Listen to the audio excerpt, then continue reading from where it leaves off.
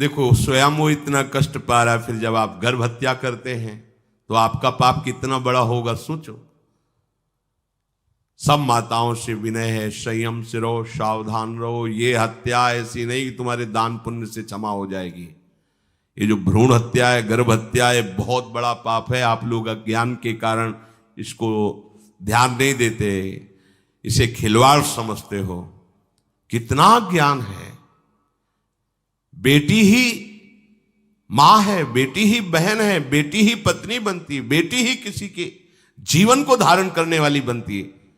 और आपने गर्भ में देख लिया बेटी है, तुम स्वयं मां होकर उसका साथ दे रहे हो उसका नष्ट करने के लिए।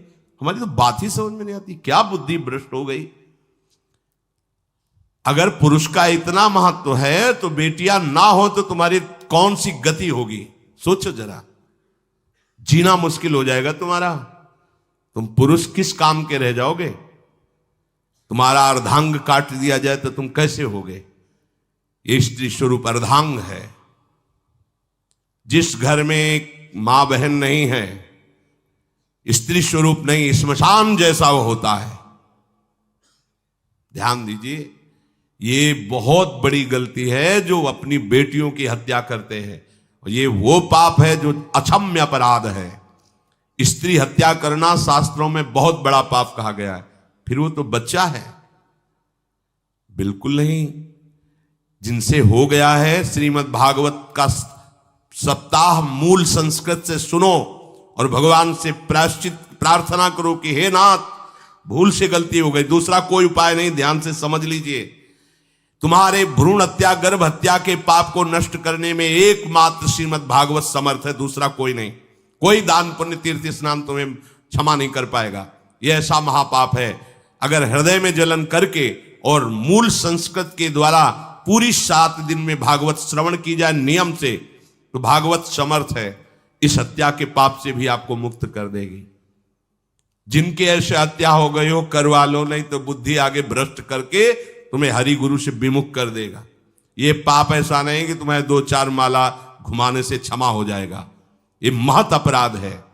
सबकी समझ में नहीं आता, समझ जाओ, नहीं तो आप जहां भी हो वहीं से भ्रष्ट कर देगा। ये अपराध नष्ट नहीं होगा, श्रीमद् भागवत की कृपा से नष्ट हो जाएगा। यह हमें बहुत विश्वास है। श्रीमद् भागवत सप्ताह की यह है ही महामहिम।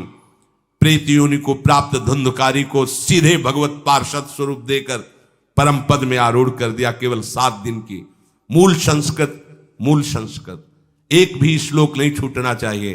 अगर सप्ताहिकी का पारायण हो तो इस भ्रूण हत्या गर्भ हत्या से भी निवृत्ति मिल जाए।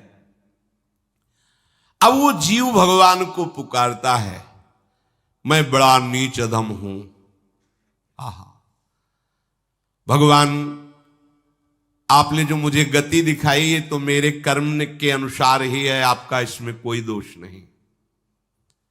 हम लोग जब कष्ट भोगते तो भगवान से कहते हैं हमने तुम्हारा क्या बिगाड़ा। भगवान ने नहीं बिगाड़ा, तू खुद देख क्या बिगाड़ लिया अपना। करो पापाचरण। अब देखो, हमने तो जीवन में कोई पाप नहीं किया और कितने गर्भ हत्या की है, कितनी खिलवाड़ समझे हो। ये बिल्कुल भयावह चीज है। आप लोगों को नहीं, हम बार बार इसीलिए कह रहे कि भयावह वस्तु है, तुम्हें बहुत ऊंचाई से घसीट के भ्रष्ट कर देगी। बहुत होश में हो, भूल के कभी ऐसा न करना जहां तक हमारी आवाज पहुंचे, जहां तक सुनाई दे। गर्भ हत्या मत करना, संयम से रहो। इस तरह का व्यवहार मत करो कि तुम्हारा मनुष्य जन्म ही व्यर्थ चला जाए। इसमें तीनों को बराबर दंड मिलेगा। गर्भ हत्या कराने वाला, गर्भ हत्या की प्रेरणा देने वाला और गर्भ हत्या में सहयोग देने वाला, जो औषधि डॉक्टर या जो भी, तीनों को दुर्गति होगी। माता पिता प्रेरक और कर्ता।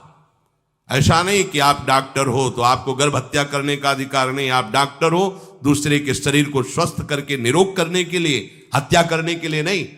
कोई भी हमारा संविधान ऐसा आदेश नहीं करता कि आप गर्भ हत्या कर दो। ना भागवतिक और ना भारतीय संविधान ऐसा संविधान आदेश नहीं करता।